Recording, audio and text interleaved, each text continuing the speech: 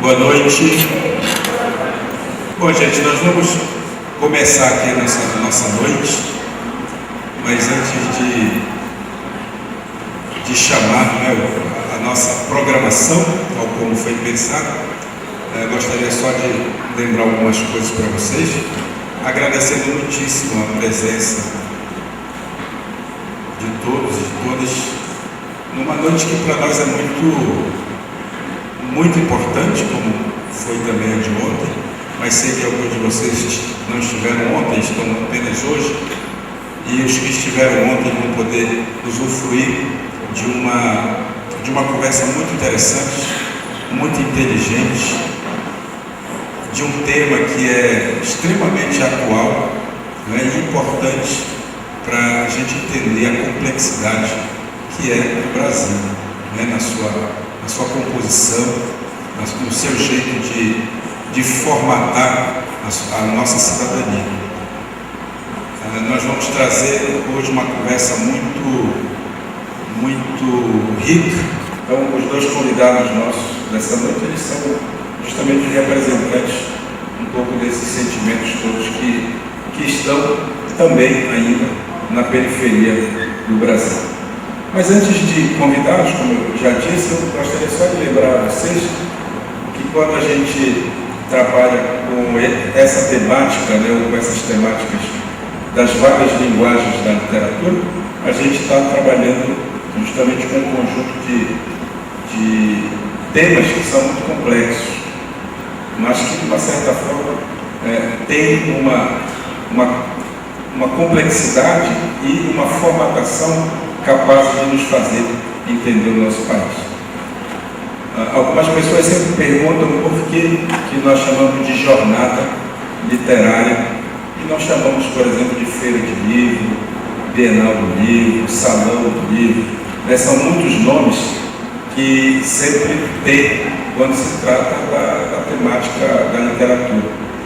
Por que a gente resolveu chamar de jornada? E não dá um nome assim talvez mais popular até para isso. Primeiro porque não é do nosso interesse, em princípio, vender livros. A venda do livro, ela é um negócio, é um comércio, né? E a gente não quer comercializar antes de formar leitores. Não tem sentido nenhum ter livro em casa se as pessoas não leem. Não tem sentido nenhum a gente oferecer dezenas de títulos para as pessoas se a gente não cria nas pessoas o hábito da leitura. E para criar o hábito da leitura é preciso oferecer condições para que crianças e jovens tenham acesso a essa leitura. E quem faz isso, ou quem pode fazer isso de uma maneira mais qualificada, são os professores, são os educadores. Daí a importância de a gente promover o encontro de escritores, de autores, com as crianças, as escolas, num lugar privilegiado do conhecimento, do aprendizado, que são as escolas, as instituições escolares. É na escola que a criança se encontra. E é lá que ela tem acesso, ainda que imaginário às vezes, com esses autores e com a sua criação literária. Quando nós pensamos então em fazer a jornada, nós pensamos em propiciar o encontro dos autores com as crianças, que nem sempre são os leitores desses autores. Mas a ideia é que, ao se deparar com pessoas comuns, pessoas normais, como às vezes eles dizem para a gente, quando a gente vai visitar as escolas, olha para a gente, você é um escritor, você é normal, você parece com a gente. Aparentemente, diz o jogo. E esse encontro, essa relação é muito importante, para desmistificar de que o livro é uma coisa assim extraordinária, que o fazedor do livro é um gênio sensacional, fantástico. Tem muito de genialidade, mas não porque não é isso que nos torna escritores. A genialidade está em todo mundo. Essas pessoas tiram de si um pouco desse seu dom, desse seu talento, transforma em livro, como outros inventam aviões, outros inventam outras tantas coisas, né? Então, chamar de jornada é exatamente, existe uma ideia por trás disso, né? Que é a formação, sobretudo, de leitores, para que depois saibam lidar com os livros. Esses leitores depois serão os consumidores, os compradores de livros. Tá certo? Portanto, a gente pensa, ajudando as crianças, auxiliando as crianças a gostar de ler, também está formando consumidores depois de obras de qualidade, obras literárias de qualidade. Então, é isso que está por trás dessa nossa iniciativa, né? Quando a gente pensa em jornada, também a gente pode pensar nas jornadas míticas. Se vocês lembram, muito da literatura mundial, universal, ela é feita a partir de aventuras, né, e de encontros míticos. E são essa saída. O que é uma jornada? Jornada não é uma caminhada, né? Jornada não é um desfile. Jornada não é, eu estou aqui usando agora o sentido da palavra. Jornada é uma aventura que as pessoas fazem. É uma aventura. E na aventura a gente corre riscos. Mas quando a gente se dispõe a fazer uma jornada, a gente sabe que no final dela a gente não será mais o mesmo. Porque a jornada ela tem um impacto muito grande nas pessoas. Ela causa transformação. Então, quando a gente pensa em colocar crianças em contato com autores e com livros, a gente quer causar esse impacto. E causando esse impacto, quem sabe elas consigam perceber que podem ser transformadas por isso. Tá? É isso que está por trás desse nome Jornada Literária. É isso que está por trás quando a gente convida esses autores que são de nomes e renomes, né, de fama nacional e internacional. Ontem quem esteve aqui, teve a oportunidade de encontrar Marina Colasanti, ouvi-la, né, uma figura conhecida no mundo todo, parte do mundo, né? Tem suas obras traduzidas em muitos idiomas. E uma figura simples, como nós tivemos a oportunidade de conhecer. Não é quando a gente entra em contato com a obra de Rogério Andrade, ou do João Oliveira, né, da Heloísa Pires, Conceição Molinaro, que era aqui da nossa cidade, que tem uma entrada, né, nesse universo literário tão grande, tão rico, tão bonito, né, estudando e se especializando na obra de Monteiro Lobato. Então, quando a gente tem a oportunidade de encontrar agora, hoje, como nós iremos encontrar com o Paulo Lins ou com o Ferrez, a gente tem a oportunidade, efetivamente, de ouvirmos, né, pessoas que estão nessa jornada, na jornada do herói, na jornada transformadora, que deve ser a jornada de todos nós humanos. Certo? Dito isso, queria lembrar para vocês que nós estamos nessa jornada lançando uma campanha para pressionar, e essa é a palavra, acho, chave, pressionar os gestores municipais a criarem nos seus municípios o plano municipal do livro, leitura e literatura. Existe um plano nacional que já está feito há muito tempo. Os estados têm a obrigação de criar o seu plano estadual, e os municípios, todos os 5.000 e tantos municípios brasileiros, têm que ter o seu plano municipal do livro, leitura e literatura. O que é esse plano? Esse plano é uma política pública que vai comprometer o município a desenvolver políticas de incentivo à leitura, políticas que possam disseminar a leitura, a literatura para todo mundo. E quando a gente fala desse plano, a gente está falando de direito. É um direito. E vocês sabem que, felizmente ou infelizmente, nosso Brasil funciona na base da pressão, né? Não basta ter a lei, a gente tem que fazer as pessoas cumprirem a lei. Então a gente está lançando essa campanha, e quem se sentir assim, motivado a participar, nós fizemos uma pequena plaquinha, estamos fotografando quem quiser participar, né? Está escrito nela assim: eu quero o plano do livro, leitura, literatura e Emília Cidade. Fotografar, e a gente vai jogando isso nas redes sociais, tentando fazer chegar nos gestores, né, para que eles se sintam pressionados pela demanda popular a efetivamente chamarem a Conferência Municipal do Livro, da Leitura, chamar a sociedade para discutir. Nós precisamos disso, viu, gente?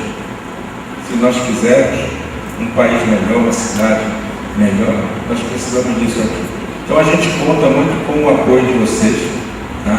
Eu já fotografei, os meninos aqui já fotografaram, e se vocês quiserem, vai estar à disposição ali embaixo, depois na saída, vocês fotografarem também, tá bom? E assim vocês entram na nossa campanha e divulguem. O máximo que pode acontecer é a gente conseguir alguma coisa, né? E isso já seria bem bacana.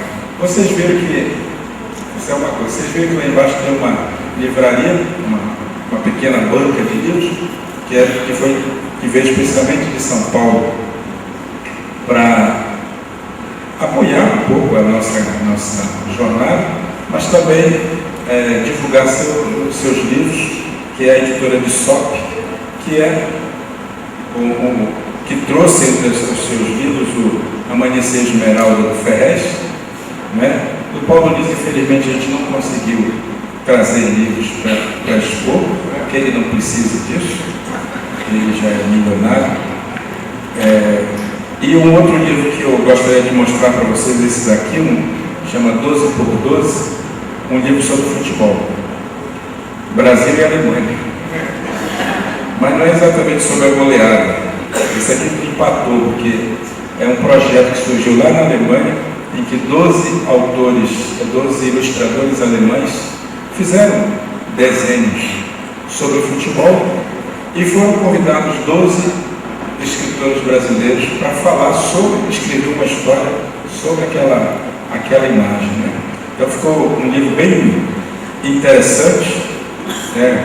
Por isso 12 por 12 ali, o empate, né? E eu tive a oportunidade, a felicidade de participar desse projeto também.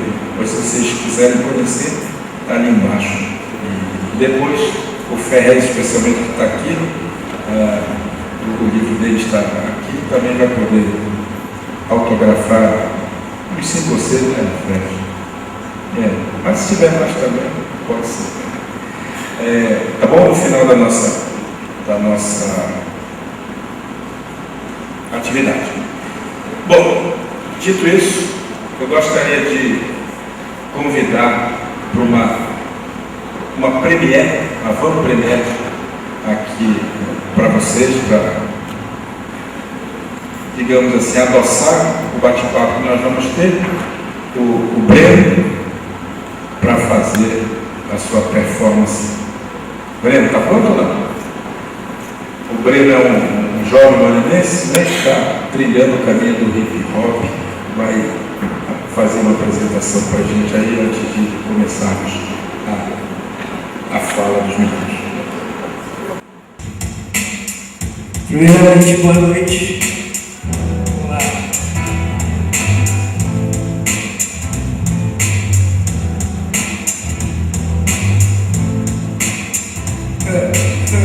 Começou anti-eleição, vagabundo bota a cara e mete o olho no cifrão. Milícia que atira no VAD, que mata no país onde ele rouba, vida que não vale nada. Quadrilha fumada, desgraça, sua linda, só volta, vai fingir, sequestra sua filha. Lá foi o dinheiro lavou. Foi o coitado, foi na ideia, esse dinheiro dá pra quem não tem feijão e arroz. Se o protesto é errado, não me queiro do meu lado. Pelo certo, pelo fato registrado, passo o pano nos esconde. Lugar de trairagem, dizia sabotagem, eu não admito pilantragem. Felicidade do Brasil foi leiloada, com um tapa nas costas, nação enganada na TV. O seu caráter tá em rede, tanta ganância, e o dinheiro é a sede, a semente que um dia foi plantada. Nessa cresceu, mas depois deu tá estragada. E vem enquanto eu posso, nessas coisas escuras sem saída eu vou fugir daqui. E vem enquanto eu posso, numa música sem sentir que todo mundo é inocente aqui. Escute bem, respire fundo,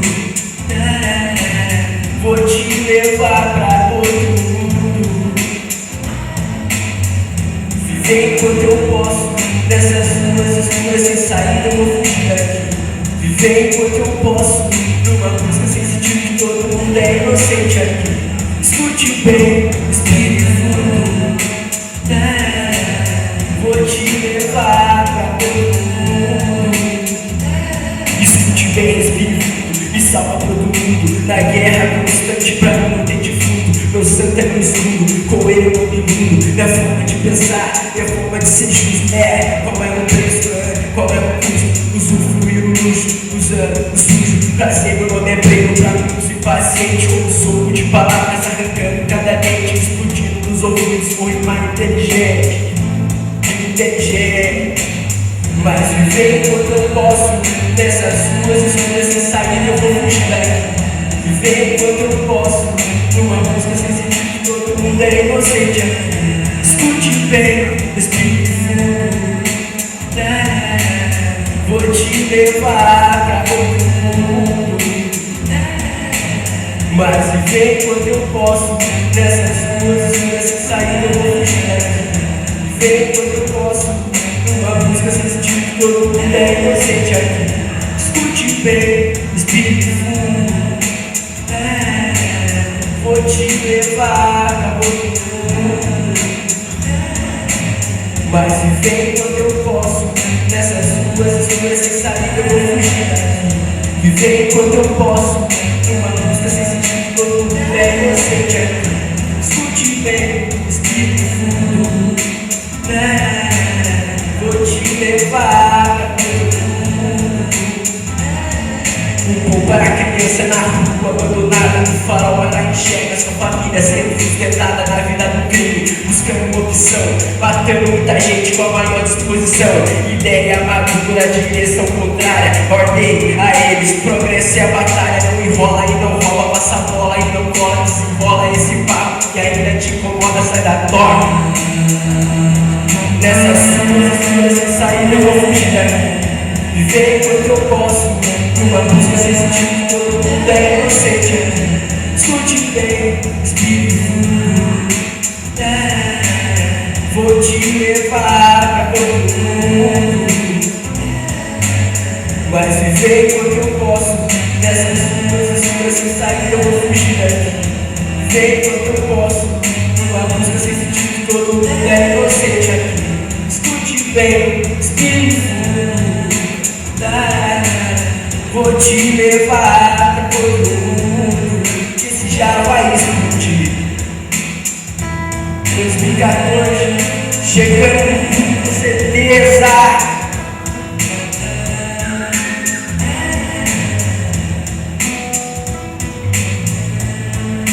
O caminho do bem, o caminho do bem, o caminho do bem, o caminho do bem. Obrigado, muito obrigado.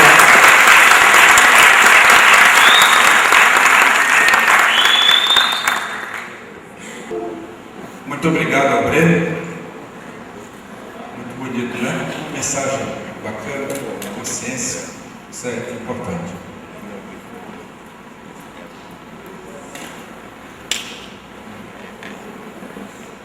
Então agora, dando prosseguimento, vou chamar para mediar essa conversa o nosso querido Edson Dornelles, né, que vai, como eu dizia ontem, provocar os nossos debatedores, né, e vai apresentá-los também para todos nós.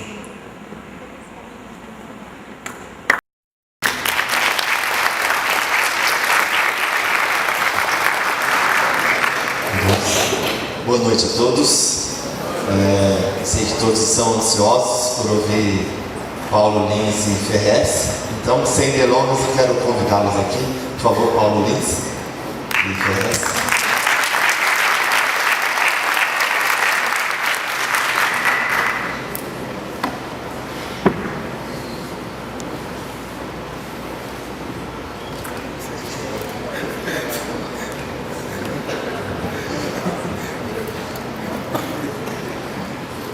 Boa noite, é um prazer vocês estarem aqui na jornada com a gente. O Instituto UCA está muito feliz, muito satisfeito por recebê-los. Tivemos um dia bastante intenso, muito bom de atividades. E todos aqui, acredito, já conhecem um pouco a respeito do Paulo e do Ferrez através de livros que têm aproximadamente 15 anos. O Cidade de Deus, do Paulo Lins, e Capão do Pecado, do Ferrez. Curioso é saber que ambos os livros tratam de uma temática muito interessante, tratam de uma temática que nos provoca, escandaliza às vezes uma parte da sociedade, mas que principalmente nos convida ao diálogo. E nós estamos aqui, eu gostaria de começar, por acaso alguém não conhece vocês, que vocês se apresentassem, falassem quem é Paulo Lins, quem é Ferrez, de onde vocês vêm, um pouquinho da trajetória de vocês. Boa noite, é um prazer muito grande estar aqui. O Breno é o bispo do Breno, foi embora? Lindo Breno, né? Valeu, muito bom. Já ganhei o dia. Muito obrigado pelo convite. Ferrez, a gente veio junto. Eu conheço o Ferrez há 15 anos. Vai para 15, 16 anos, né? E o Daniel convidou a gente, é um prazer, a gente está muito feliz de estar aqui.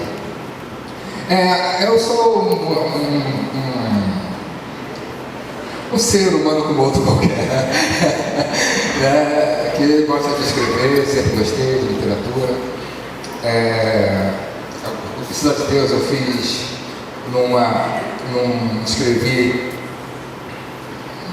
escrevi porque eu fui obrigado a escrever, eu não queria escrever aquilo, eu não tinha a menor vontade de escrever na Cidade de Deus. Que é o seguinte, tinha uma professora, eu vou falar o que aconteceu, tinha uma professora que estava desenvolvendo um projeto chamado Crime e Criminalidade nas Classes Populares. E essa professora foi desenvolver um projeto na Cidade de Deus. E como esse projeto era abrigado na Unicamp, uma universidade pública estadual aqui de São Paulo, e tinha que ter pessoas para entrevistar bandidos, pessoas que entrevistassem bandidos, pessoas envolvidas, não era bandidos que falavam, pessoas envolvidas com o crime, com a criminalidade, para uma certa. Aí eu estava na universidade nessa época e teria que ter pesquisadores, pessoas que entrevistassem. E essas pessoas teriam que ser universitárias. E tinha 4 Cidades de Deus. Então, os 3 foram e me chamaram, procuraram, eu não queria ir. Eu militava na poesia, eu estava fazendo poesia de rua, vendendo poesia, vendendo cartão com poesia, vendendo poesia em camiseta, fazendo esse tipo de coisa. E me chamaram, ela começou a me chamar para ir, ia na minha casa, deixava recado. Um dia apareceu, eu falei assim, não vou fazer, não vou entrar num projeto desse, estou terminando a faculdade, não quero fazer e tal. Aí um dia me levaram lá, ela que estava numa casa do amigo, aí me levaram, vamos lá, só para você conversar com ela, só eu vou, mas não vou fazer, não vou entrar nesse projeto, não quero fazer. Aí quando eu entrei, tinha uma mulher assim, eu entrei assim, tinha uma mulher sentada. Aí quando eu olhei para ela, eu disse, Paulo, você quer fazer o projeto que quero assim? Vai fazer, eu faço. Eu faço qualquer negócio, eu estou aqui e fiz. E casei com ela e tive uma filha com ela. Foi por isso que eu fiz Cidade de Deus. É um projeto que eu quero. E peguei e depois, quando eu escrevi Cidade de Deus, eu escrevi por um projeto de antropologia dentro da universidade. Então seria um projeto que seria para os estudantes de história, estudantes de antropologia e estudantes de sociologia. Era uma coisa assim. Era um projeto de pesquisa universitário que ficaria dentro da universidade para ajudar os alunos dessas áreas para estudar. E também o projeto iria para as secretarias de segurança, para o judiciário, para ver se diminuía um pouco a violência no Brasil. A intenção era essa. A intenção do livro sempre foi essa. Nunca pensei em fazer um livro que virasse filme, que não sei o quê, que virasse escritor. Eu não tinha essa intenção. A minha intenção era um trabalho social, que eu já fazia em Cidade de Deus, sempre fui ligado à política popular, a política da rua, associação de moradores, a quadra de samba, cineclube, sempre fui ligado a isso, então vou fazer. E deu no que deu. Então, assim, eu sou uma pessoa que cresceu na favela, pude estudar, porque era o caçula de uma família de 4 irmãos, os 4 irmãos trabalhavam, eu era o caçula, não precisei trabalhar, estudei na universidade, e estava terminando a universidade quando veio esse projeto, e eu continuei. Então, o meu projeto é político, Cidade de Deus é político. Depois eu não consegui sair mais disso. Depois eu não consegui sair mais de uma literatura política. Eu gosto das outras, eu faço as outras, eu adoro as outras, eu leio as outras, mas eu tenho uma preocupação política de fazer o meu trabalho. De trabalhar com aquilo que eu vivi, que meus irmãos viveram, minha família viveu, foi o que eu vi, a minha realidade, e eu trabalho com isso. Mas eu estou querendo mudar, o Ferraz vai mudar agora, ele falou para mim que vai fazer um livro de ficção científica, posso falar? E eu poderia ter assim, tudo bem, mas eu não sei, eu estou fazendo, eu caí nisso, por causa daquela mulher, tá? Eu vou botar a culpa nela, mas aí pensa, isso é uma coisa bem simples, uma coisa bem normal. Bom, no meu caso, eu nasci no Valo Velho. Boa noite, desculpa, boa noite, tá me corrigindo, boa noite. Mas é porque eu fiquei tão empolgado com a fala dele que eu queria contar a minha história lá. A minha história se cruza com o Paulo em um certo momento. Eu nasci na favela do Valo Velho, mudei para o Capão Redondo, morava de favor no Valo Velho, que é uma região que tem umas 80 mil pessoas, e fui para o Capão Redondo, que hoje tem 294 mil pessoas. Aí fui morar num lugar que era um terreno que meu pai comprou, dentro da favela, e cresci lá. E eu sempre achei que eu sempre não queria ser igual às outras pessoas. Eu não queria ser um trabalhador normal como eu via, e acabei sendo balconista, tá? Mas eu sempre falava, nossa, eu tenho que achar um caminho que fosse outro caminho que não fosse esse. E perdi vários amigos durante essa passagem aí dos 12 anos para os 14 anos. E nisso eu encontrei a literatura. Um amigo meu tinha sido abandonado pela mãe dele e ela deixou uma caixa de livros e ele me deu um livro do Hermann Hesse para ler. E aí quando eu li aquele livro eu falei, nossa, encontrei o que eu quero ser leitor, quero ler livro. Então eu ficava lendo de madrugada, os caras saíam por rolê e eu ficava lendo. Vocês imaginam dentro de uma favela, né? Que na época o cara que lia muito, era 3 coisas, ou ia ficar doido, ou ia virar viado, ou ia virar professor. Porque na época ser professor era uma coisa tão ruim que era uma das 3 coisas que eu tinha que escolher. E eu fui tentar ser professor, né? Falei, já que eu tenho a ver com literatura, eu vou tentar ser professor. Eu apanhei muito dos moleques da favela na época também. Apanhei tanto que um dia aprendi a bater. Eu apanhei tanto que um dia eu fiquei com cara de mal e eu comecei a bater em quem eu achava que eu tinha que bater também. E nisso eu fui trabalhar no Bob's, uma rede de fast food no shopping Ibirapuera, e lá fritando hambúrguer e tal, eu comecei a escrever o Capão Pecado, que era um livro que eu achava que tinha que ter para a favela, um livro que falasse dela, um livro que contasse a história de uma menina que subisse num CG e não tivesse que pegar um avião para Nova York. Que a literatura que eu li até então era a literatura que o cara ia para os Estados Unidos, o cara voltava, né? O cara acordava de manhã, tinha suco de laranja, sucrilhos, e eu amanhecia de manhã, não tinha nada disso, né? Mal tinha um café preto para tomar. E eu falei, eu tenho que escrever um livro sobre a minha realidade, sobre o pessoal daqui. E aí comecei a fazer esse livro em 1997, que depois se tornou Capão Pecado, e só terminei ele quando eu fui mandado embora do Bob's, que foi um dia de madrugada, Paulo estava fechando a rede de lanche, tinha servido gente o dia inteiro, e o gerente falou assim, faz o fechamento, que é o quê? O fechamento é você limpar todas as máquinas, desde do freezer do refrigerante até a máquina de sorvete, você desmontar tudo e lavar, limpar a chapa, para quem não sabe, para quem come esses lanches, a chapa é limpa com ácido, né? A gente joga um galão de ácido e sai esfregando com a palha de aço, para poder tirar toda aquela pretidão do dia inteiro fritando hambúrguer. Então sempre as primeiras pessoas que comem esses lanches levam um pouquinho daquele ácido para o estômago, né? Só para quem não sabe disso poder saber. Obrigado.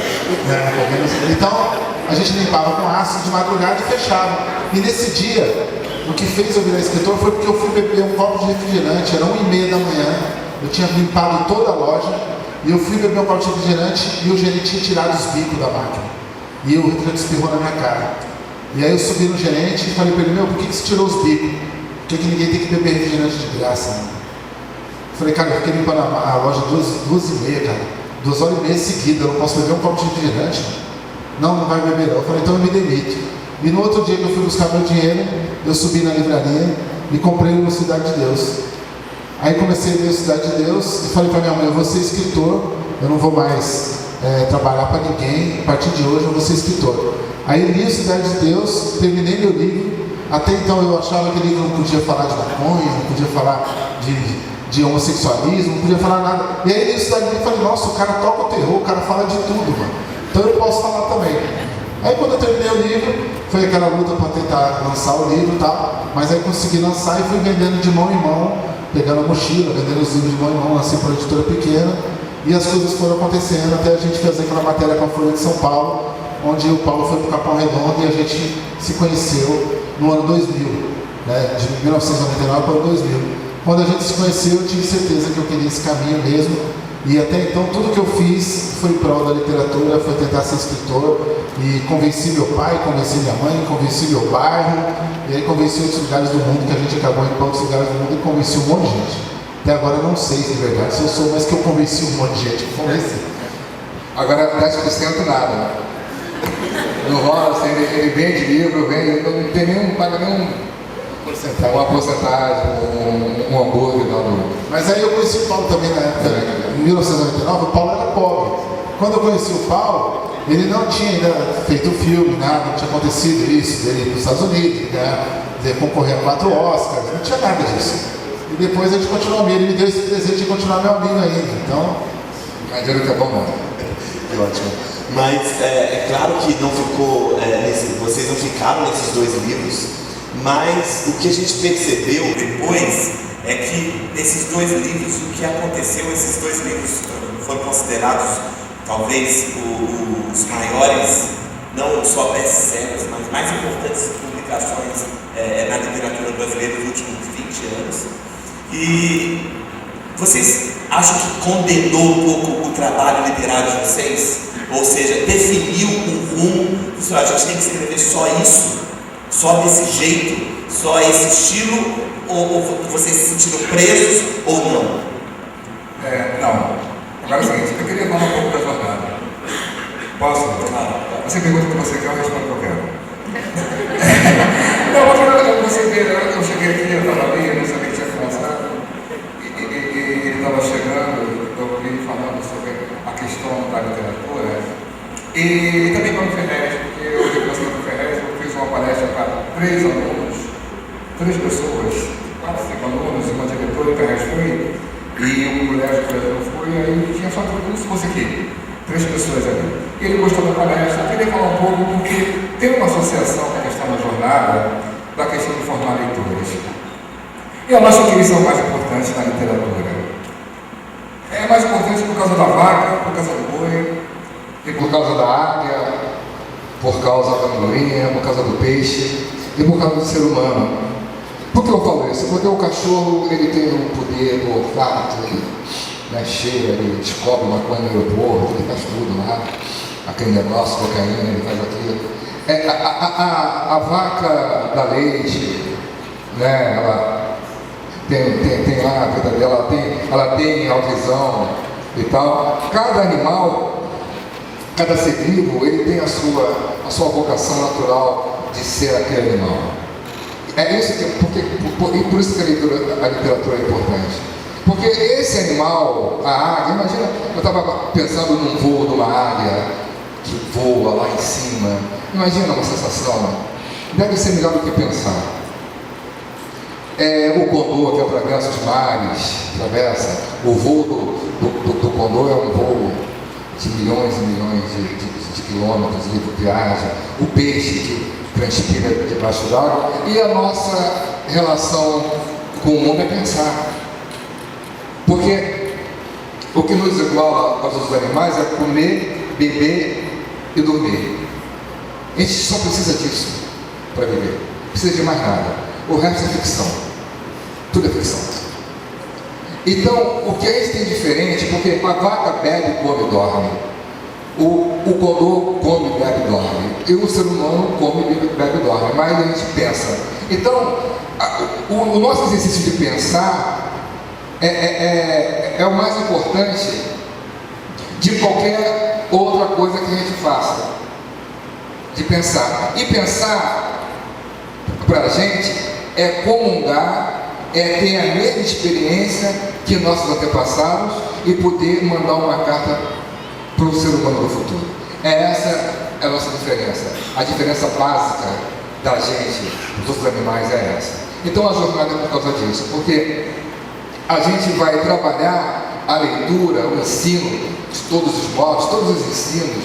Não é só pensar na questão da literatura, mas pensar no aprendizado que a gente tem, na matemática, na física, na engenharia, em tudo que a gente faz, é o nosso maior exercício. E dentro dessa ficção toda, que é tudo que é além de beber, comer e dormir, a gente tem a arte. E dentro dessa, isso tudo é imaginário, a gente não precisa disso, mas existe.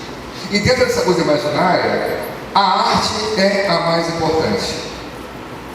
É a mais importante, porque ela tudo muda, tudo é substituído. O carro substituiu a carroça, a motocicleta substituiu o jumento, a casa, o prédio substituiu a oca, a metralhadora substituiu o revólver, o tacape, o arco e a flecha, mas a Ilíada não substituiu a Odisseia. E Guimarães Rosa não vai substituir Machado de Assis.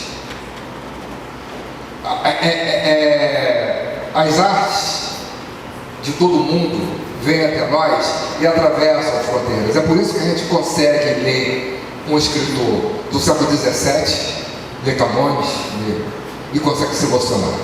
Então, a nossa maior comunicação, ela se dá através da arte. Porque a ciência também muda. A ciência muda. Para melhor, mas muda.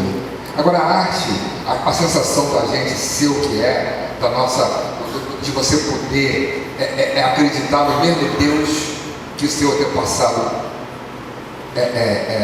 acreditou, que vai passando e tal. Então a literatura, ela é escrita, mas a gente vai passando, a nossa maior herança é a língua, e é através da língua que a gente constrói a nossa história com o nosso antepassado. A gente pode dialogar com o passado e pode dialogar com o futuro. Tem um poema do Petrarca que ele fala que assim, carta à posteridade. Ele escreve isso no século, Petrarca, ele é renascentista, na Renascença. Né? Ele manda assim, olha, sou homem igual vocês são, amei, perdi, sofri, ganhei. Isso ele escreve, e você é esse ser humano, é esse homem, é essa mulher. Então, a questão de você formar leitores é com esse intuito, é só isso. Né? E quando a gente fala, ele falou uma coisa que eu discordo um pouco de você, tecnicamente é o professor que vai desenvolver a literatura para as crianças na escola, mas o mais interessante é a gente contar a história para a nossa criança. Quando a criança, porque a leitura precisa de incentivo, ela precisa de toque, ela precisa de incentivo, né? Porque, como diz Arnaldo Antunes, o pensamento vem de fora e pensa que vem de dentro. Então, esse sentido do pensamento entrar, então a leitura vai a gente contar a história, passar a nossa história, e é assim que a gente se criou. Né? Então, a importância de fazer livro, né? De você ler, de você escrever e de você passar isso para o seu filho. E não é só a criança que precisa ler. E a literatura não vai resgatar só o jovem da periferia que vai entrar para a criminalidade. Ele vai resgatar todo o ser humano. Porque se a nossa elite lesse conforme a gente pensa que lê, não seria tão arrogante, não seria tão desigual. Então, a jornada, a gente está aqui para isso, entendeu? A questão do livro, é essa a questão do livro, a questão de você ler, escrever e fazer ler.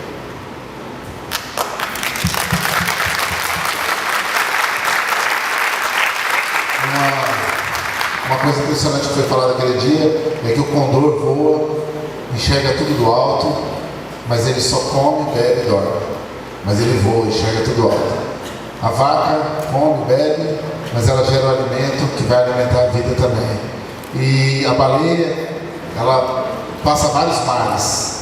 E a gente que pensa, come, bebe, dorme, morre na periferia. Você falou isso aquele dia também. Por que a gente vai morrer na periferia? Se a gente pensa. Por que a gente não voa com o condor? Por que a gente não atravessa mares que nem a baleia? Por que a gente não sobrevive mais, né? E eu acho que a literatura dá esse fôlego também. Para a gente não ser, eu não vou ser escritor, eu não vou ser músico, porque eu tenho que ler. Você tem que ler para você, em vez de ser um cortador de grama, você ser um paisagista. Em vez de você ser o pintor, você ser o decorador. Né? Você ser o cara que está na cadeia, que está na ponta da cadeia, que não está só no último estágio da cadeia. Então a gente sempre vai precisar de pintores, mas a gente vai precisar de grandes decoradores também. E o nosso povo não é o decorador, o nosso povo é sempre o pintor. É o cara que soa, que faz o esforço, mas que seguiu as ordens de quem estudou um pouquinho mais.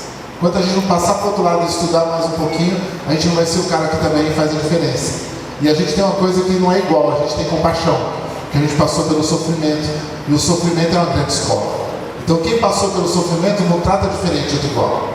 Entendeu? Ele trata mais igual. Então, a nossa diferença é justamente essa. Quando a gente vai para outro país, as pessoas que servem a gente não são serviçais. E aqui no Brasil, o brasileiro faz questão do outro ser serviçal. O cara, para te servir um café, tem que ser humilde. Se o senhor ou o senhor, o café está aqui e tal. Ele tem que se rebaixar. Em qualquer outro lugar do mundo, o cara te serve um café de igual, olhando na sua cara. O café está aqui. Entendeu? Aqui a gente tem essa mania, um país colonizado, que a gente foi martirizado, humilhado. Então a pessoa pensa que subir um pouquinho não é humilhar o próximo também, é fazer ele servir, né? É que nem diz um famoso rapper, é me tratar por senhor e não por vulgo. Mas eu não quero ser tratado por senhor, eu quero ser tratado de igual, entendeu?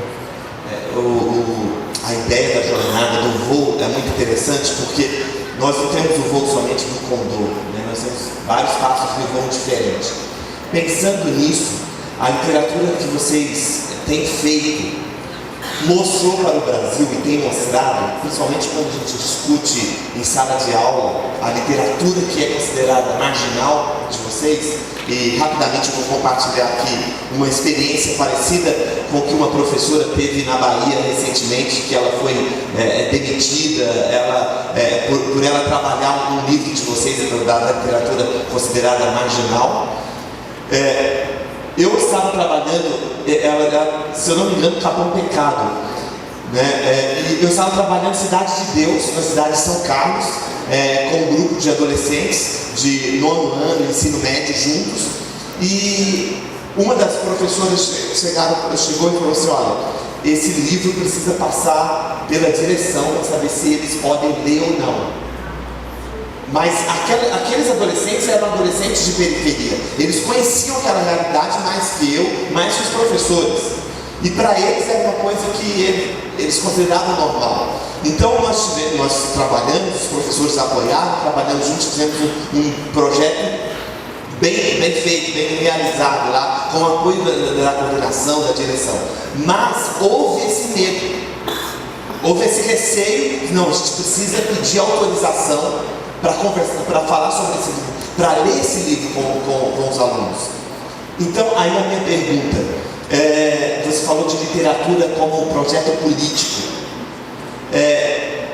Que tipo de voo ensina para os nossos adolescentes e crianças uma literatura que é considerada marginal, que é considerada literatura de pobre, porque dá voz ao pobre, porque tem palavrão, tem violência, como a gente encontra nos romances de vocês. A gente tem que, por exemplo, no começo do Brasil, quando começa o Homem Livre, começa a criminalidade, começa a marginalidade, quando vem a abolição. Quando vem a abolição, não tem mais escravo, você tinha que pagar para o trabalho. Quando acontece a abolição, logo em seguida vem a Primeira Guerra Mundial e tem uma migração europeia para o Brasil, para a América do Sul toda, né? Veio para cá italianos, veio portugueses. Por exemplo, em 1920, de 1900 a 1915, chegaram volta de 20 mil portugueses no Rio de Janeiro. Então, o negro ficou desempregado porque os patrões portugueses da época, a elite, davam emprego para os europeus. Então tem essa coisa da segregação, começa por aí com o negro e com o índio. O primeiro Brasil, depois vem o segundo Brasil, que é o Brasil dos imigrantes. E o negro e o índio ficou naquela situação de desmando, de guerra, uma guerra. É uma guerra que dura até hoje, vamos dizer assim. Mas a periferia ela sempre teve a questão da arte em si. Né? A arte foi o que... A arte é a religião. Porque assim como o João Cabral não vai substituir o Drummond, o Ogum não vai substituir São Jorge. Né? Então, quando você se pega na religião e se pega na sua arte, você se fortalece. Tanto é que quando o negro começa a voltar no Brasil, os políticos tinham que negociar os votos nas comunidades negras, nas favelas da periferia, com as mães de santo e com os sambistas, que eram líderes, né, religiosos e culturais. E até hoje é assim. Né? Então, o fortalecimento da religião que o povo negro conseguiu ter aqui, e a religião é uma coisa sagrada, né? que até hoje, as nossas guerras, a guerra que nós temos no mundo, a guerra mais pesada que não para, é a guerra entre judeus e muçulmanos, os radicais, né? Israel, a faixa de Gaza, até hoje. A guerra tem fundo religioso. Os católicos mataram milhões de pessoas, de negros, pela religião. Os judeus foram perseguidos, Hitler perseguiu os católicos. Então, essa guerra, né, que nenhum povo é santo, né? Cada um quer matar em nome de seu Deus. Esse é o problema. Né? Então, a periferia, ela vem forte com a sua cultura, foi o que segurou, a música, as histórias, a religião que vai passando, que você vai tendo orgulho de tentar manter a tradição que seu Deus aproveita. Então, e a literatura, como vem do mundo ocidental, o negro naquela época, a linguagem é oral, tudo é oral, né? Até hoje que está aí, é tudo oral, ele conseguiu manter essa cultura através da oralidade, através de você escutar aquilo que o mais velho quer dizer. Então, na cultura negra, na cultura indígena, os velhos têm muito respeito. Né? O respeito pelo mais velho é uma coisa que, aqui na sociedade moderna, no capitalismo, o cara se aposenta, vira vovô, tem que ir para o asilo. Né? Você pode ver na Mangueira, você vê um Cartola, a tia, a dona Zica, a velha guarda da Mangueira, é super respeitada, o pessoal senta para ouvir o que o mais velho quer dizer.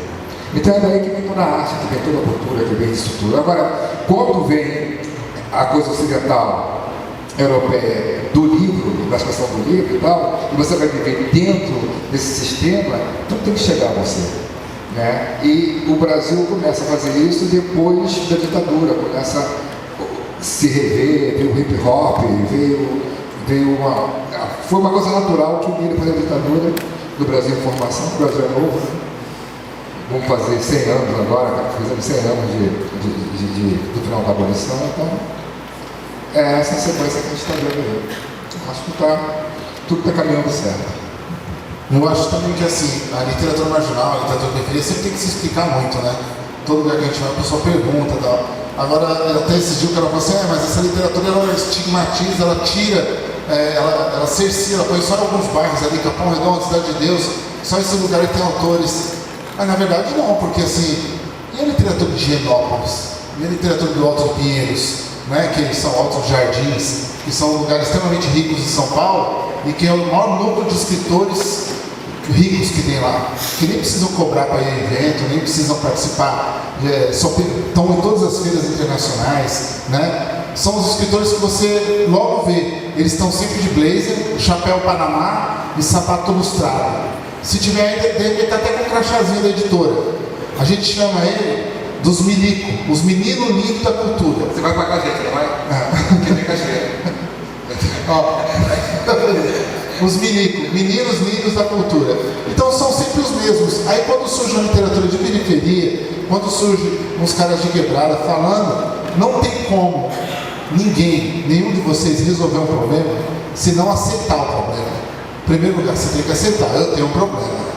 Eu sou um pouquinho gordinho, eu vou ter que fazer um regime. É um problema, né? Então eu vou ter que partir para a guerra a partir daí. Se eu olhar no espelho e ver um cara magro, eu vou falar, não preciso fazer nada. Certo, papai? Então, a mesma coisa. A gente tem um problema na periferia. A periferia não tem história registrada. As novelas falam da gente de forma artificial. Quando você vê uma novela na televisão, o cara mora dentro da favela, mas ele toma suco de laranja de manhã. Ele come sucrilhos, ele não trabalha, ninguém trabalha na favela, né, em novela. Então, não sabe retratar o nosso povo. Mas também não chama quem sabe fazer. Não legitima quem sabe fazer.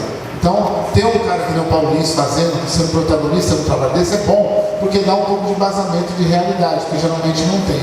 Então a periferia veio bater na porta e falar, dá licença, a gente pode entrar? Os caras falaram, não, vocês não têm cultura, o que vocês fazem não é cultura, não vai entrar. Uma coisa que acontece muito, que nem o funk hoje em dia. Todo mundo critica o funk não presta, que o funk é coisa de vagabundo, que só tem palavrão. Ok, então qual que é o certo? É o Ozzy Osbourne vir todo ano pro Brasil fazer show com 70 anos de idade? É bandas cover do Bee Gees vir pro Brasil cobrar 500 pau de ingresso? Enquanto os meninos de periferia que falam palavrão, cobra 10 reais, não merece ganhar. Então, que país é esse que não se assume e que também só potencializa o estrangeiro, né? Que nem eu estava numa reunião esses dias, e uma reunião de editoras para escolher um prêmio, e tinha um índio concorrendo no prêmio, tinha um livro de um indígena, e a editora falou, o Carlos estava comigo, a editora falou, esse negócio de índio também me encheu o saco, né? Literatura de índio, de negro, tem muito isso aí. Eu falei, você acha que tem muito? No mínimo é um reparamento histórico você aceitar o livro, no mínimo é um reparamento histórico. Pelo número de índios, pelo número de habitantes negros, pelo número de pessoas nordestinas que tem no país, a gente é pouco representado. Você quer uma comparação? Quantos filmes de Bang Bang e Faroeste vocês já viram? E o Faroeste durou 20 anos. Quantos filmes você já viu de cangaço?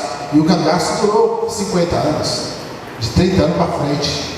Então, por que a gente não tem filme de cangaço e a gente tem filme de faroeste? Né? Por que a gente não faz coisas que valorizam a nossa cultura? A gente tem que fazer um reparamento histórico. E a periferia são milhões de pessoas. Nós estamos fazendo. Estamos fazendo. Posso desculpar? Não, só ia dizer. Se a gente vê tanto na literatura, no cinema, na música, nos anos que você vê que tinha um rock branco, burguês, nos anos 80. Bons poetas, grandes músicos, sou amigo de alguns, mas o cenário cultural era aquele rock do Traje Rigor, do Lobão, vou falar essa pra ele, Lobão, Cazuza, era o rock dos anos 80. Nos anos 90, a periferia, ela começa a apresentar, aparece Marcelo D2, aparece o hip hop, aparece o Rapa, aparece Seu Jorge, aparece Mano Brown. O cenário musical ele foi mudando, ao mesmo tempo que vinha do samba, da favela do Rio de Janeiro, aparece o fundo de quintal, aparece esse pessoal se solidifica nos anos 90, no cinema também. Então o debate aumentou. Pelo menos o debate aumentou de artistas da favela falando da favela. Mas Paulo, é isso que eu ia dizer. Aumentou no assunto, nós viramos um assunto. Mas é as mesmas pessoas que fazem. É o mesmo cara, tudo vai passar pelos Moreira Salles. Vai ter um documentário de hip hop, passa pelos caras. Vai ter um filme, passa pelos caras. No final, eu me vejo, quando eu faço um roteiro, eu vou ter que levar no mesmo cara milionário que acabou de fazer um filme do negro. Mas ele está me atendendo porque eu sou de periferia. Então a produção está no mesmo. Eu sei, mas a produção está, os produtores, mas os artistas, apareceram artistas da periferia que fizeram que lugar. Por exemplo, Mano Brown, por exemplo, ele consegue. Eu me lembro que tinha toda a promoção, não tem nada contra a Sandy e Júnior, não tem nada contra. Não tem nada. É um gosto de música, cada um ouve o que quer. Mas ele conseguiu vender o mesmo número de disco que esse pessoal vendia com toda a mídia atrás, com todo mundo atrás. Entendeu? Então tem, assim, eu estava conversando com ele hoje, o hip hop, o sarau da periferia de São Paulo, já está se espalhando pelo Brasil todo. No Rio não tinha. É uma coisa, é um tipo um movimento cultural de livro que aparece dentro da periferia de São Paulo, que são filhos de imigrantes.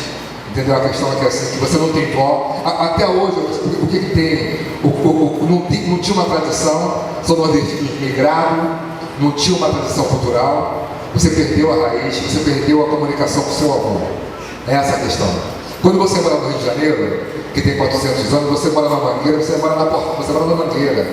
Lá você é o lugar do Cartola, do Nelson Cavaquinho, tem essa tradição. E em São Paulo, quem está surgindo como referência, uma referência cultural, de produtores, de poetas, de escritores, de músicos, é esse pessoal que está aparecendo agora. São Paulo tem 100 anos.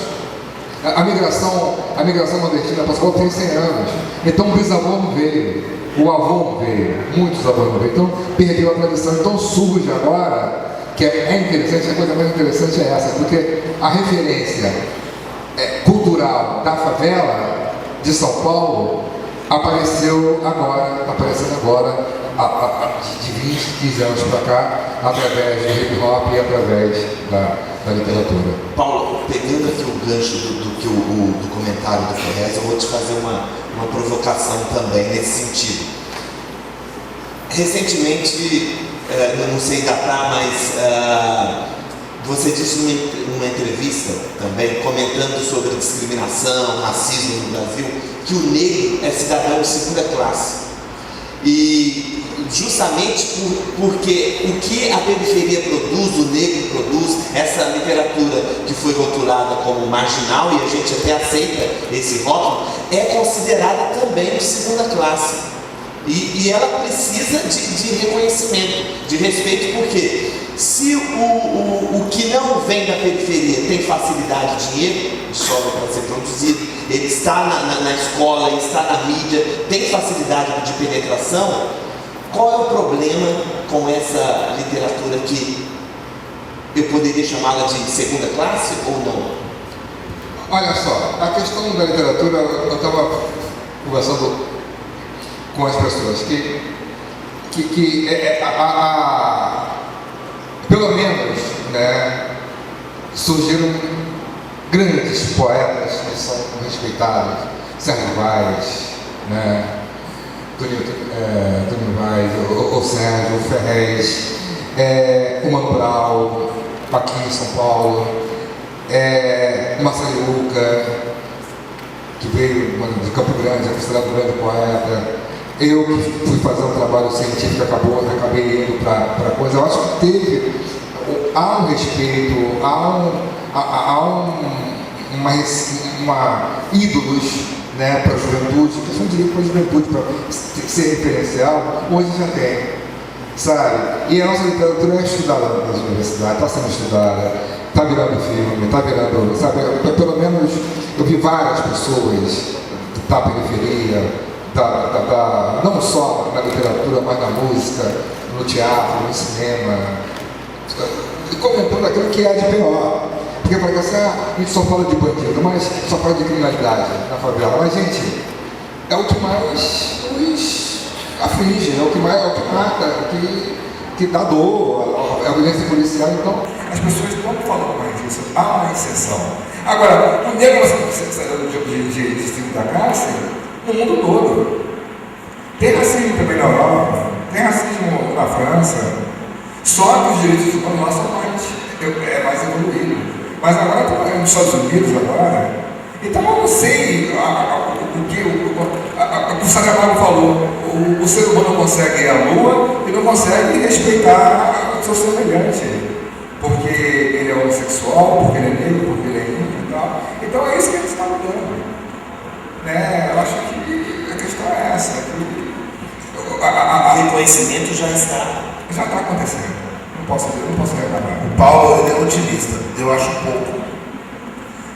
pouco porque se você pegar autores medíocres que moram na Vila Madalena, eles são publicados. E autores bons de periferia não tem espaço. Tirando o meu nome e mais 2 nomes, não teria mais ninguém. Sendo que existe uma produção gigantesca. Tem mais ninguém, né? Entendeu? Mas tem uma produção gigantesca. Tem muita gente com 5, 6 livros inéditos na gaveta. Só que ele não está ali do lado da Companhia das Letras com o dono jogando tênis. A filha dele não estuda do lado da filha do cara. Entendeu? Eles não convivem no mesmo meio. Então existe. E isso não é só para São Paulo, não. Para o interior, para outra cidade, ninguém existe. Isso aqui é a periferia de outro lugar. Ninguém existe. Só existem os grandes centros, existem os grandes meios, e existem os favorecimentos entre eles. Você pega filme. Tem cara que está produzindo o 10º filme e o cara escreve mal, né? Nem mais ou menos. É mal. Só que ele janta com o diretor que é sobrinho do primo, da casca do cachorro dele. Entendeu? Então, isso Paulo, eu estou falando para você porque você é pessimista. Não sou pessimista, eu sou realista. Eu sou realista. Eu vou ter que escolher um lado. Quem é outro? Me mostra outro escritor negro depois de Paulo Lins. Que a mídia está dando espaço, que está deixando falar, que está deixando aparecer. Não, você vai em feira literária, está todo mundo correndo atrás do carrinho, 1000 pessoas correndo atrás do ator da Globo que vai autografar livro, porque ele fez um prefácio. E a gente que é escritor, vai para a feira literária, nem a editora conhece a gente. Não, vai chegar, o pessoal que faz literatura, quem faz literatura, o responsável, quem não faz livro para vender, né? Quem faz literatura mesmo, de verdade, não é porque lançou, quem faz literatura, quem está preocupado em fazer literatura. Esse não é uma questão, por exemplo, o Rufato, né? Você tem o Rufato. O Rufato é filho de pipoqueiro, né? Você tem o Marcelino. O Marcelino é um retirante que saiu de lá não é negro, não é nada, mas é um retirante que saiu do interior, que saiu de lá e foi para São Paulo tentar a vida. Então, por exemplo, pelo menos o Rufato, o Marcelino, o próprio Marçal Aquino, que saiu de Lorena, que o Zinaldo falou. Na memória, o cara com sobrenome de Rufato não pode ter sido pobre. O Rufato, o cara veio de navio pra cá. O Rufato, quando era criança, não tinha o que comer. O pai dele era pipoqueiro, ele tinha que comer pipoca. Né? Então, assim, eu acho que está melhorando. Paulo, mas tem um rosto legal, tem a cara de bem nascido. Não escreve bem. O Rufato escreve bem, não estou falando que não escreve bem. Mas, vocês sabem o que eu vou falar. A beleza favorece a pessoa. Esse cara é muito pessimista. Não é? A beleza não abre porta. Você vai pegar a secretária, chega uma mulher bela, essa tem mais chance. A mulher feia só se lasca, o homem feio só se lasca. Por isso que eu virei escritor. Não é porque o pré-conceito não é só para o negro, é para tudo. Então, olha o nome, Rufato. Eu compraria o livro do Rufato. Sabe o que eu compraria? Eu adoro ele, é meu amigo, mas eu compraria pelo nome, Rufato. Melhor do que Ferrez, Paulo Lins. Né? O nome já ajuda. O escritor tem que saber escrever um bom nome. O que eu estou dizendo é Marcelino Freire, você quer que eu fale a verdade? É bem turmado, é legal com todo mundo, escreve bem, mas também é turmado e sabe levar. Já foi para a Vila Madalena, já se envolveu para lá. Se ele tivesse ficado no Capão Redondo, ele tinha lançado um livro, rapaz. Um livro que ele não tinha lançado. Ele soube se envolver, soube fazer o jogo, fazia revisão. Tá bom, chega, já acabou. Então tá bom.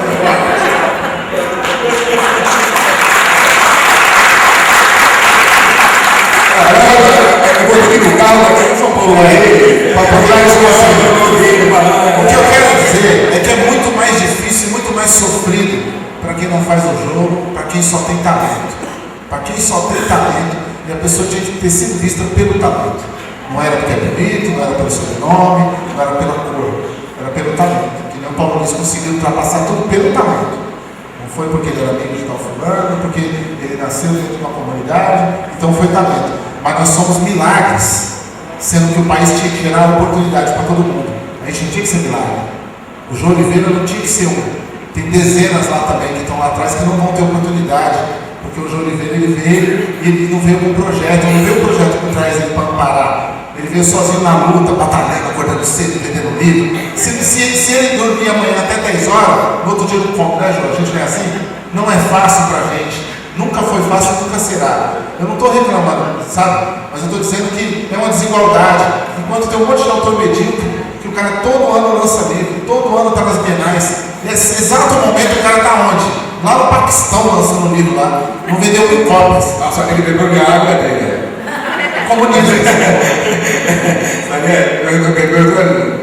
Mas olha, o nosso público aqui, ele é principalmente professores educadores, né? Isso é muito bom porque eles sabem bem essa realidade. Eu gostaria que vocês nos ajudassem, eu estou falando também do meu lugar de professor, nos ajudassem a lidar com um preconceito que existe, infelizmente, ainda na sociedade. Eu não saberia responder Tudo que vemos. Eu vou te falar, eu vou responder primeiro. Eu vou dizer bem claro, eu sou um autor prostituto.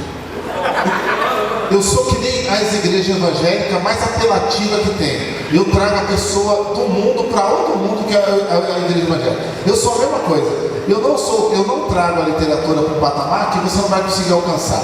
Eu trago o leitor para o patamar que ele já está para ele poder ler. É diferente. Entendeu? Então a igreja, você pode ver, tem igreja que toca death metal. Se eu fosse uma igreja, eu tocava death metal, punk, rap, para atrair o jovem para sair do mundo e entrar no outro mundo. Entendeu? Agora, tem igreja que tem canto gregoriano. O cara está curtindo punk na rua. Ele vai para a igreja curtindo canto gregoriano, é um tamanho muito longe para pegar. Eu já vou logo pondo punk, rap na igreja. Então eu acho que a literatura, como ela salva, como ela resgata, como ela conscientiza, você tem que tirar ela da torre de marfim e falar, ó, tá aqui. A literatura não é difícil, ela é engraçada, ela pode dar tesão, pode fazer você rir, pode fazer você chorar, pode fazer você aprender, ou você também pode pegar o livro e rasgar de raiva.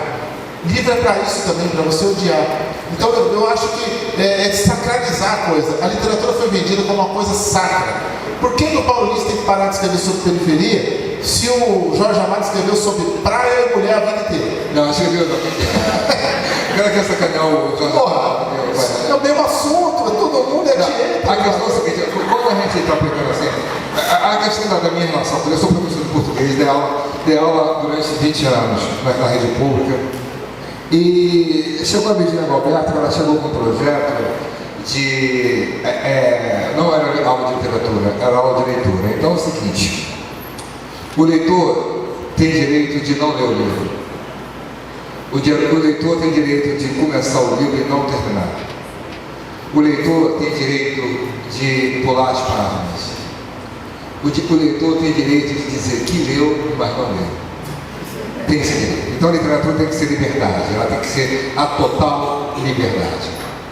Então, no nosso projeto de aula, isso foi no município de Angra dos Reis, no Rio de Janeiro, a relação à aula de literatura era na biblioteca. E ficava lá para tirar alguma dúvida. E você poderia sair de sala e não, se quiser, pode sair de sala, mas aqui dentro vai ter que ler. Então aí todo mundo saía de sala, só ficávamos 3, 2 e podia ler o que quisesse. Ler o que quisesse. Isso de quarta a oitava. Então os meninos começaram a ler ali e ficaram lendo, eles voltavam para ler, e eu não perguntava quem era o protagonista, quem era o antagonista, eu não fazia nada disso. Né? E às vezes, se vocês querem que eu leia para vocês uma história, eu pegava e lia. Então assim, a literatura ela tem que ficar nesse, mas não por igual, isso é uma curva ali.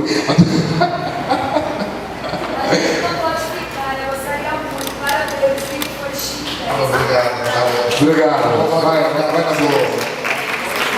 Então a literatura, ela tem que ser livre. E eu não acho que a literatura tem que ser exatamente assim, social, uma literatura que fala da realidade. Eu leio Fernando Pessoa ensina muito mais, é uma coisa assim que vai da alma, que vai falar com a tua humanidade, com a tua espiritualidade. A arte é a verdade. Ela é tão verdade que ela é capaz de emocionar uma pessoa de hoje, uma pessoa do passado e uma pessoa do futuro. É por isso que você vê Jorge Amado hoje. Jorge Amado está tão natural, você vai achar o de Assis, é tão natural, você vai se emocionar. E daqui a 200 anos você vai se emocionar, ou se emocionar da coisa que fez agora. Então, a literatura é essa liberdade, né? Então essa coisa de não poder, de não, quer dizer, você vai se interessar, você vai, não pode ler o Cidade de Deus. Tem um livro que o cara vai abrir aqui, se ele gostar ele vai ler, se ele não gostar ele não vai ler. Todos nós somos assim. Mas ele tem que ter o quê? Ele tem que ter a oportunidade de ter acesso ao livro, de ter alguém que oriente, ter alguém que fala, não, vou ler, eu leio para você, eu te conto essa história, sabe? Eu acho que a função do professor de literatura não é arguir o aluno sobre uma obra que ele indicou para ler, é ele fazer ler. É essa a função do professor. Eu quero fazer tréplica, né? Concordo. Concordando com uma coisa. Não, tá ótimo. Então. Eu gostaria de abrir, já que nós temos um público tão especial, abrir para perguntas. Se alguém quiser participar. Não faça perguntas difíceis, por favor. Tem aqui um microfone.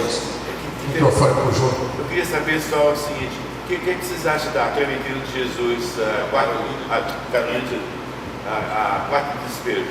Então, a Carolina de Jesus foi a primeira autora que a gente classifica como de periferia, né? Ela lançou um livro em 1964, Carolina Maria de Jesus, Quarto Despejo, né? E esse livro a gente trata ela como uma rainha da literatura marginal, porque ela morava na encosta de uma favela, dentro de uma favela, uma mulher negra, que a sociedade envolveu ela acabou saindo da periferia e a sociedade rejeitou ela depois por ela ter saído da periferia.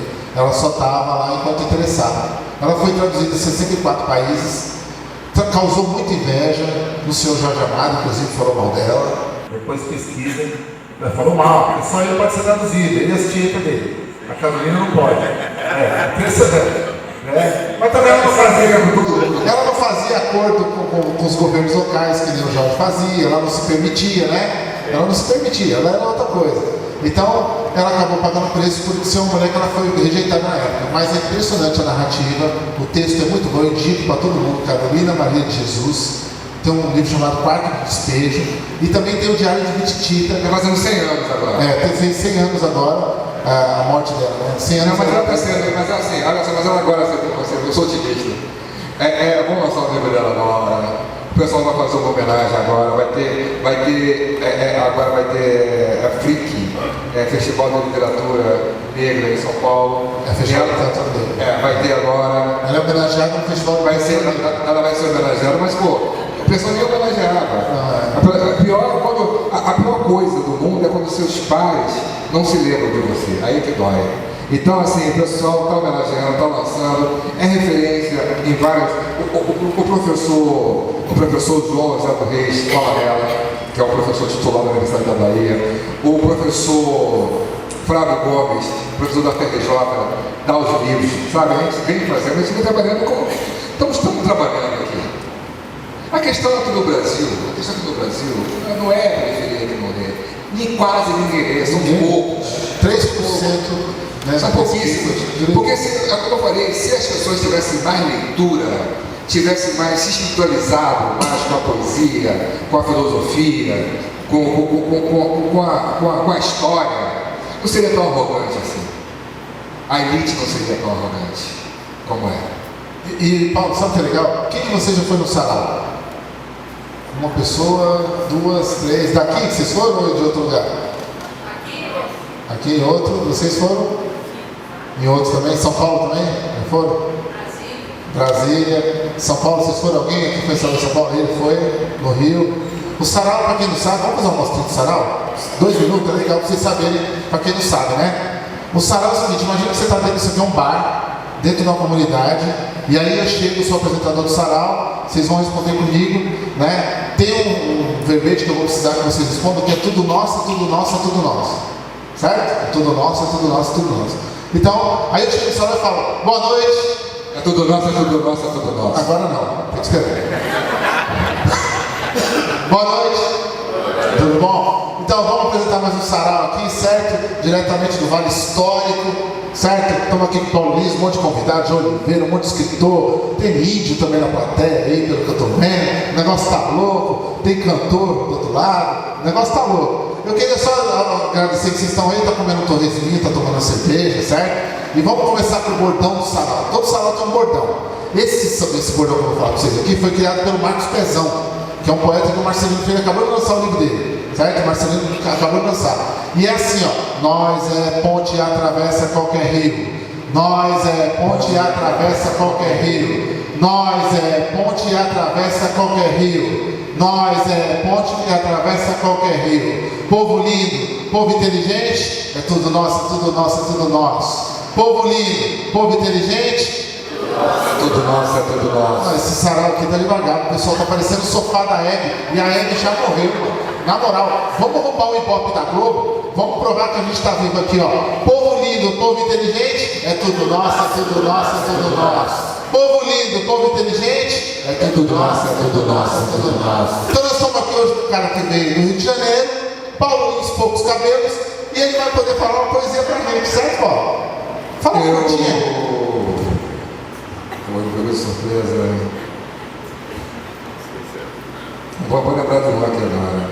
Ela me deu 28 cavalos dourados, 28 armaduras de ouro, 28 procuras e desejos.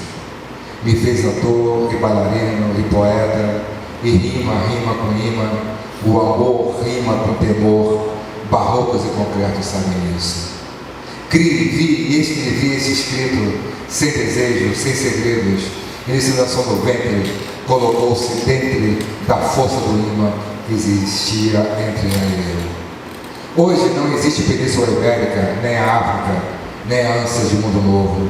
É que o meu amor morreu de temor, colocando a incerteza no sonho de cada pé, nessa manhã de mármore de vento que se instaura em minha voz. Minha voz, meu refúgio, foge de minha insistência, que abandonou o canto, abrindo mão da loucura. Só o coração tem voz para dizer que está farto, largando a tristeza, essa locomotiva louca nas linhas de ferro do eu de nós. Eu, pronome pessoal de todas as pessoas. O pronome substitui o nome, mas o nome não substitui o homem. Então eu vou falar seu nome, vou digitar seu nome, vou escrever seu nome, o nome que fica para os poetas. Salve palmas! Paulo Lins, senhoras e senhores, diretamente do Rio de Janeiro.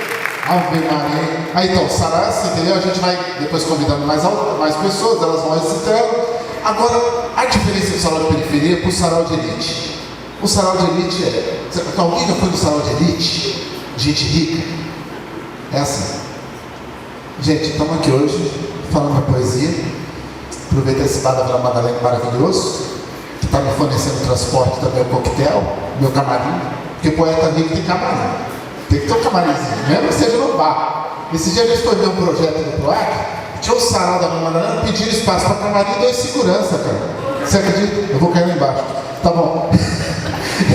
É que eu penso que eu estou no bar que não tem andar. Então, aí, eu quero ter silêncio, mas eles estão me atrapalhando, porque a poesia, o silêncio é um mantra.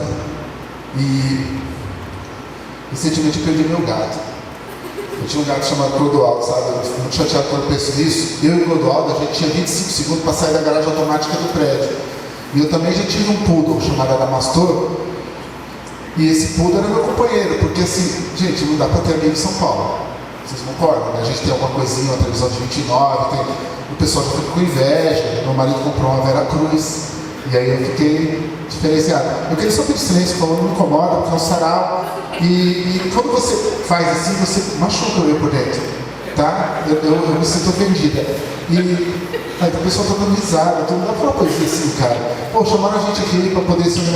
Então o sarau de rico é chato pra cacete, velho. Resumindo, entendeu? É muito chato. O cara fica falando do gato Igor dele que morreu, porque todo cara muito rico, ele tem um animalzinho de estimação que substitui o melhor amigo dele, que agora acha que ele é rico e ele não é, entendeu? E não tem mais o padrão de andar com o cara. Então fica chato. De periferia, o bicho pega, o cara quer barulho, quer salva de palma, quer poesia. Então, para terminar, o nosso sarau que a gente fez, eu sei bem como é que é cercado e sozinho, né? Ser culpado pelo corre, ser correto. Se sentir um bosta, que a pobreza não é certo. Mas o corre é 1000 grau, a mente é 1.000.000. Mal dá tempo de fazer gestão. É 1000 fita e aqui é assim. O guerreiro pensa em tudo e não consegue dormir. Tromba me dá satisfação. Em casa é só frustração. Tanta cobrança, é tudo com você. O mundo nos ombros, os outros não sofrer. Segura tudo e esquece de viver. E o mundo passa tão a milhão. Olhando, não sabe a direção. É a estrada que começa, caminhada que termina. Eu chego em casa e não consigo nem olhar nos olhos da minha mina. Obrigado.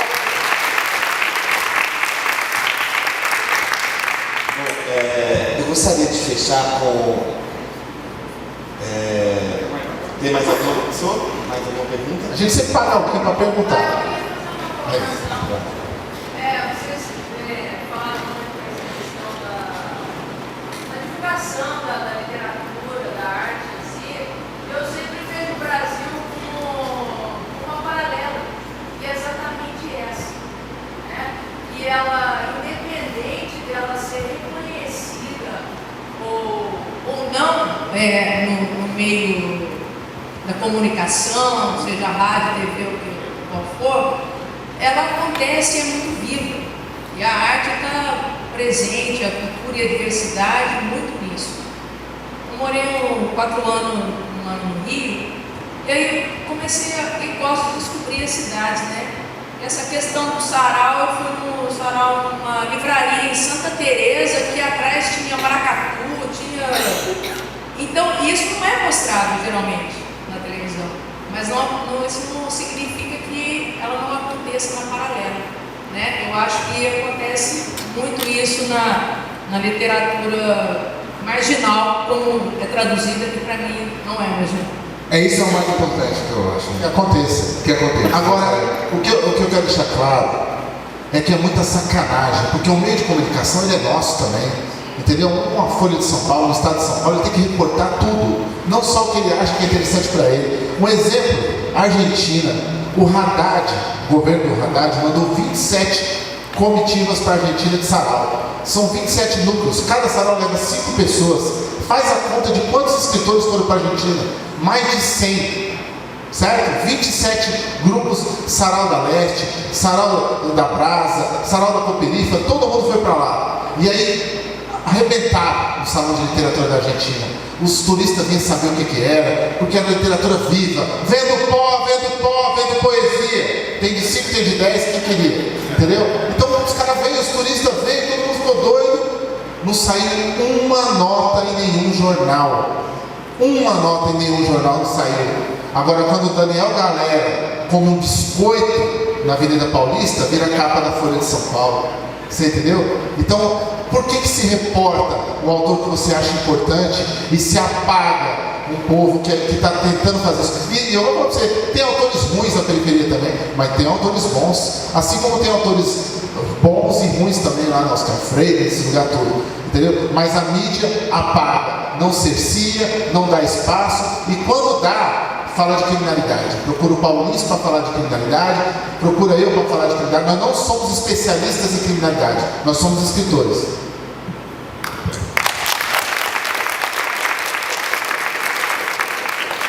Eu gostaria também de fazer uma provocação aqui do Paulo. Mas, não Porque, você dá bom. sabe por quê, Paulo? Me disseram que todo o seu sucesso aconteceu porque um dia você passeou com o Paulo Coelho na Europa. É verdade isso? Tá parecendo, né? Assim, eu sou um cara bonito. Entendeu? Não, eu acho que o Paulo Coelho foi bom, o Paulo Coelho. Na verdade, o Paulo Coelho foi uma coisa assim. as pessoas falam muito mal do Paulo Coelho, mas eu estava na Alemanha, estava fazendo um intercâmbio na Alemanha, BAD, para escrever o segundo livro, Desde que Sempre Samba, e fui convidado para Gotemburgo, e cheguei lá, eu fiquei sabendo que o Paulo Coelho era convidado, homenageado da Feira de Gotemburgo, que ele ia assinar como vendedor o maior vendedor de livro do mundo, né? Depois de Cristo e Marx. E ele ia assinar o livro e tal. Aí ele falou: se eu vou, eu só vou se convidar um brasileiro. Eu não vou, só vou se considerar um brasileiro e ele tem que ser a estrela da feira. Ele exigiu isso. O Chico convidou o Chico Buarque me dizer e tal, né? Aí eu fui, eu vou, claro, mas eu não sabia que era por isso. Quando eu chego lá, eu chego no aeroporto de Gotemburgo, na Suécia, tá minha cara em tudo que é outdoor, assim, eu nunca disse com você, escuta, assim, o outdoor, sempre o outdoor, assim, minha cara, isso aqui era minha cara. Minha cara, eu de óculos escuros aqui assim e tal. Aí eu entrei no carro e vi um outdoor, minha cara grande, assim, uma coisa imensa, eu conheço essa cara assim. Aí eu falei: o que está escrito embaixo? Aí o tradutor falou assim: a cara do mal. Aí e quando eu cheguei, a imprensa toda em cima de mim e tal, foi porque o Paulo Coelho falou que queria o brasileiro lá. Então eu sou grato a ele. Eu conheci o Paulo Coelho lá e ele faz isso. E uma coisa que é interessante é que quem falou isso foi o Luiz Schwartz, o editor da Companhia da Letra. Mas o Paulo Coelho abre, ele vende no mundo todo, né? O pessoal fala mal do Paulo Coelho, não, porque ele faz livro para vender. Cara, não faz um para vender igual a ele, entendeu? É fácil, vai lá e faz, entendeu? Então, assim, ele, tudo bem, a literatura dele não me encanta, faz uma literatura que para mim, eu falei isso para ele, mas ele é um grande compositor, um grande músico. A maioria das músicas do Raul Seixas foi um dos criadores e tal, e é um sujeito que tem essa abertura. Agora, um sujeito que vende no mundo todo. Mas ele pegou e fez isso. É um sujeito que, se tivesse nascido em outro país, era comemorado. Aí, quando nasceu no Brasil, o Brasil repugna. A crítica mas também, por exemplo, a crítica Zé Lins do Rio, modernista, né, da terceira geração modernista, não foi reconhecido pela crítica. Demorou para ser. Não foi reconhecido. Né? Jorge Amado. Até hoje o pessoal bagunçou com o Jorge Amado. O Jorge Amado é um grande escritor. Ele não foi reconhecido pela crítica. A crítica também erra. Né? Agora, o povo não. Às vezes assim o povo não aceita um tipo de obra, mas depois o futuro vai aceitar. A arte tem que ser livre. Né? E a função do crítico também é fazer ler. Eu acho que é fazer ler. E é legal vocês saberem também que morar na periferia não é fácil. É muito complicado. Aproveitem para pegar o autógrafo que eu vou estar dando ali na mesa do Amanhecer Esmeralda daqui a pouco, porque nunca se sabe se esse autógrafo vai valorizar com a minha morte ou não. Né?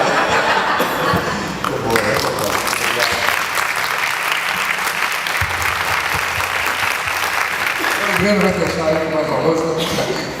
Brincadeira. Obrigado, boa noite. A gente se vê lá na mesa daqui a pouco, certo? Paulo, muito obrigado. Ferreira, muito obrigado. Foi uma honra pra gente. A honra foi nossa. Com certeza eles estarão lá para conversar mais com vocês. Realmente nós somos muito obrigado, nossa gratidão por ter aceitado o nosso convite, né, participar. Eu tive a oportunidade de encontrar o Ferrez na Feira do Livro de Ribeirão Preto, né, Ferrez? E estava lá presente também o grande cacique Raoni, né? Foi um encontro bem bacana, assim, de cacique da literatura, o cacique. Que eu era. Exatamente. Você falou da periferia. Ele riu muito com o bico dele, né? O cacique Raoni, né? Mas foi um encontro bacana. Naquele momento eu convidei o Ferreira para participar da nossa jornada, que estava configurando, ele imediatamente aceitou, se disponibilizou para vir para cá. Ele, embora assim, com toda a sua humildade, ele é um curso caro, né? Uma pessoa, um sujeito que, caro não apenas no sentido financeiro, mas no sentido de que tem uma agenda muito concorrida, né? E se dispôs a vir aqui, né? Assim como o Paulo Luiz também, de coração, se prontificou para brilhantar mesmo isso que quer ser transformar uma tradição aqui do nosso Vale Histórico, de reunir bons autores e conversar com o público, né? Um público disponível, né? Um público que se faz presente. Formar leitores é uma jornada, né? E por isso começa pequeno, cada passo é um passo, cada ano é um ano, e a gente certamente vai contribuir para a formação desses leitores, e a gente então agradece Ferrez e Paulo Luiz por esse momento muito enriquecedor. Obrigado, meu amigo. Eu conheci ele na França. Eu conheci em Paris. Eu conheci em Paris. Eu conheci na Alemanha, na verdade. Eu conheci meio depois. Mas tão muito importante. Até a periferia, né? Todas as periferias estão importantes. Bom, lembrando a todos vocês que os livros, o Romanicê Esmeralda do Ferrez está ali à disposição de vocês. O Paulo Luiz não trouxe livro, porque ele não precisa mais vender livro, então ele não trouxe disponibilizar. É assim que o Paulo Coelho, não precisa mais disso. Mas amanhã nós estaremos aqui de volta com uma conversa bacana com os nossos autores convidados que estão indo às escolas, Conceição Molinar, o Júlio Oliveira, Rogério Andrade Barbosa, Heloísa Pires e a Matê também, que é a nossa escritora e ilustradora de Lorena, que vai estar presente conversando um pouco sobre esse mercado do livro infantil e juvenil e da ilustração de livros infantis e juvenis. Vocês estão super convidados. Vai ser um bate-papo legal. A gente vai ter também uma apresentação que vai anteceder esse debate de um convidado de última hora que também se prontificou. É bom ter amigos, né? Que se prontificou a vir aqui. Ele vai fazer um espetáculo de bonecos. Ele é o Valdec de Garanhuns, um super artista, e ele vai trazer aqui para a gente um pouco da arte, né? A arte do Nordeste, a arte do cordel, que vai abrilhantar a nossa noite. Então vocês são muito convidadíssimos para estarem aqui, tragam mais gente, né, para que mais gente possa usufruir desse momento maravilhoso. Se quiserem tirar foto, por favor, para a nossa plaquinha, nossa campanha, o Rafael vai estar ali embaixo também fazendo isso. Tá bom? Tirando foto junto com a Gabriela. Muito obrigado, uma boa noite e até amanhã.